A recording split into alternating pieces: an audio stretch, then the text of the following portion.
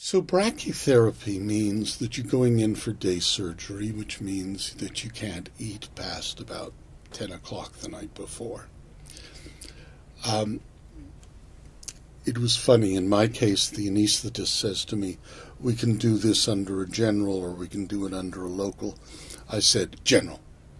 And he said, you seem very convinced about this.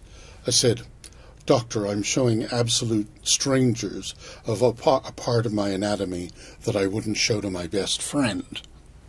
He laughed and then ignored me and gave me a local. All right, because they need to be able to have some kind of feedback while they're doing it, I think. So they place these radioactive seeds. They're tiny, really. If you close your second finger, the little tiny space that you see is probably the size of the average seed. It's pretty small. The immediate effect of this is you're radioactive, which means you can't be around any woman who is pregnant, and you can't hold a child on your lap. So, if you are a grandparent, no holding your child on your lap for 3 months. They also give you a little thing to take for the border, because the border will notice instantly when you cross into the States that you're radioactive. So why are you radioactive? Are you a threat to the United States? So that's what they do. The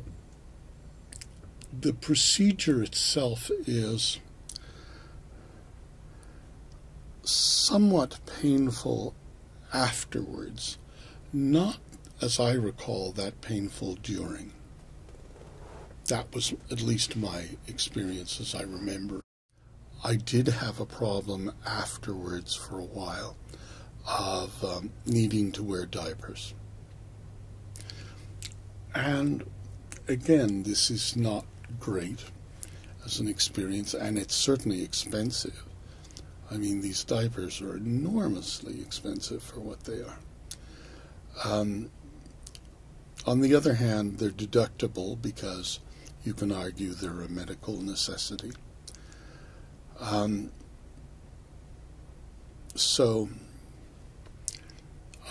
That I do remember very specifically. And it was humiliating because every now and then I would have to stop and just pee wherever I was because I had urgency as well as frequency. Urgency means you have to go now. Frequency means you have to go often. So that was somewhat humiliating, but as I say, a vast improvement over death.